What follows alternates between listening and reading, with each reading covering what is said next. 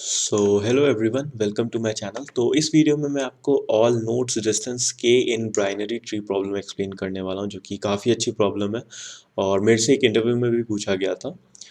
तो पहले हम प्रॉब्लम डिस्कस करेंगे, फिर इसका एक अप्रोच डेवलप करेंगे और हम कोड करेंगे फिर।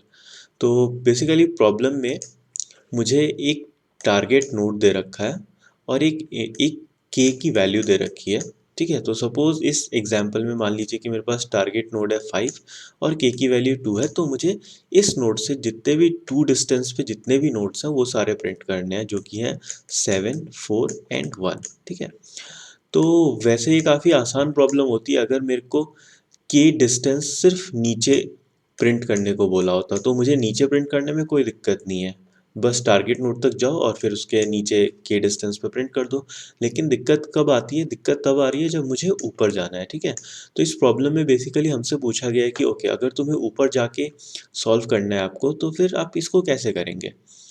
तो इसका सिंपल वे ये है कि अपने पेरेंट्स के साथ कनेक्ट करिए। ठीक है, तो पेरेंट्स पेरेंट्स के साथ कनेक्ट करने का मेरा मतलब ये है कि ओके, आप एक पेरेंट से चाइल्ड की तरफ तो जा सकते हैं, लेकिन चाइल्ड से पेरेंट की तरफ भी जाने का कोई रास्ता होना चाहिए। तो इसके लिए हमें एक मैप यूज़ करना होगा, अनऑर्डर्ड मैप। ठीक है, तो एक अनऑर्डर्ड मैप हम बना सकते हैं। जैसे 3 का कोई पेरेंट नहीं है, 5 का पेरेंट 3 है, 1 का पेरेंट 3 है, 6 का पेरेंट 5 है, 2 का पेरेंट 5 है, 7 का 4 है एंड सो ऑन। ठीक है, तो अगर कल को मुझे 5 से 3 पे जाना होगा तो मैं 3 पे जा सकता हूँ। ठीक है, तो अब जैसे अगर किसी भी मेरे को नोट का डिस्टेंस प्रिंट करना है तो उसका डिस्टेंस 5 से 2 होना चाहिए, है ना? तो अगर 3 पे जाऊंगा तो 3 पे जाने के बाद एक डिस्टेंस तो मैं पहले ही आगे चला गया, इसका मतलब 3 से उसका डिस्टेंस कितना होना चाहिए? 1, है ना?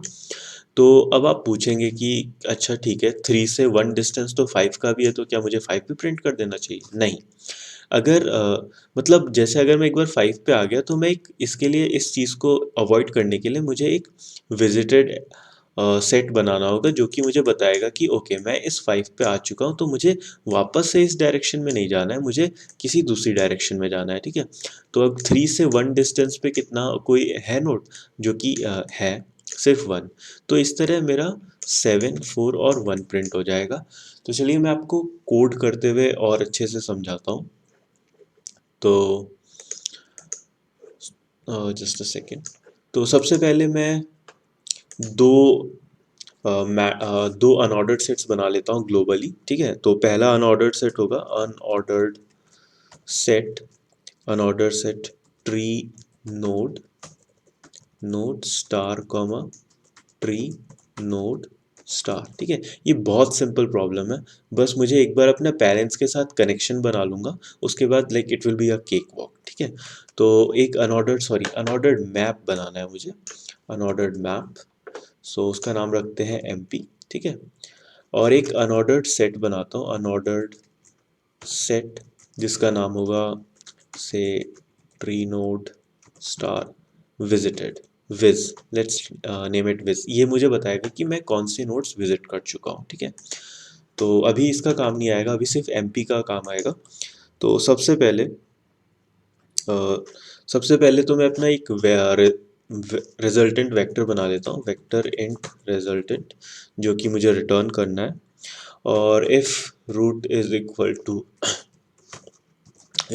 नल, तो ऐसे केस में मैं रिटर्न कर दूंगा रिजल्ट। मतलब अगर रूट एग्जिस्ट ही नहीं करता है तो प्रॉब्लम सॉल्व करने का कोई मतलब नहीं है। अब मेरा नेक्स्ट स्टेप क्या है न, just a second. Okay, next step क्या है? मुझे अपने पेरेंट्स के साथ कनेक्ट करना है, तो उसके लिए मैं एक फंक्शन बनाता हूँ, कनेक्ट विथ पेरेंट्स। काफ़ी अच्छा नाम है। तो कनेक्ट विथ पेरेंट्स में बेसिकली मैं हर नोड को उसके पेरेंट के साथ कनेक्ट करूँगा। तो जैसे रूट और नल, इनिशियली इनिशियली जो रूट नोड है उसका कोई पेरेंट तो एग्जिस्ट होता नहीं है, तो इनिशियली मैं उसको नल लिखूंगा। तो चलो मैं लिखता हूँ void connect with parents tree node star root comma tree node star what parent. Okay, okay parent. Okay ठीक है, तो ये मैंने फंक्शन बना लिया है। तो सबसे पहले मैं क्या करूँगा कि इफ़ द रूट इज़ नल, ठीक है, अगर रूट नल है तो इन दैट केस मैं सिंपल रिटर्न कर दूंगा। और अगर ये रूट नल नहीं है तो मैं क्या करूँगा, एमपी जो रूट है, एमपी का रूट का जो पेरेंट है इट विल बी पेरेंट, ठीक है। और फिर मैं इसके जो लेफ्ट चिल्ड्रन को कनेक्ट करने जाऊँगा, कनेक्ट विथ पेरेंट्स, पेरेंट्स यहाँ पे जाएगा मेरा root left comma root, root will be the parent for its child. And similarly जो इसके बाद में इसका जो राइट चाइल्ड है उसको कनेक्ट करने के लिए एक और रिकर्सिव कॉल लगाऊंगा, कनेक्ट विथ पेरेंट्स राइट, ठीक है। अब ये मेरे बेसिकली अभी इतने में मैंने ये सेट क्रिएट किया है, ठीक है। अब मुझे के डिस्टेंस पे डीएफएस कॉल लगाना है, तो अब ये पार्ट बहुत आसान होने वाला है, ठीक है। कैसे करेंगे, सो मैं एक फंक्शन बनाता हूँ डीएफएस टारगेट, ठीक है, टारगेट के, और ये कैपिटल के है, मैं इसको स्मॉल के लिख लेता हूँ क्योंकि फिर मुझे बार बार कैप्स दबाना पड़ रहा है, के एंड रिजल्टेंट, ठीक है। ये फंक्शन मेरा सारे नोट्स मुझे कलेक्ट करके देगा एंड एट द एंड मैं रिटर्न करूँगा रिजल्ट, ठीक है। तो अब मुझे डीएफएस फंक्शन बनाना है, तो डीएफएस फंक्शन कैसे बनाएंगे, void dfs, okay, tree node star, actually ये टारगेट दे रखा है बट होना ये सोर्स चाहिए, but anyway target target int k comma vector int ampersand trace, ठीक है। मैंने मतलब मैंने रिजल्टेंट का एड्रेस पास किया है, ठीक है। तो अब मुझे क्या करना है, अब सबसे पहले if target is null, if target is equal to null, तो इस केस में मैं क्या करूँगा, इस केस में मुझे कुछ नहीं करना है, सिंपल रिटर्न करना है, रिटर्न, ठीक है। एक इस केस में रिटर्न करना है और एक इस केस में करना है, suppose suppose if the target has already been visited, if vis dot count target is equal to true, इसका मतलब मैं इस टारगेट पे पहले ही आ चुका हूँ, तो इन दैट केस मुझे रिटर्न करना है।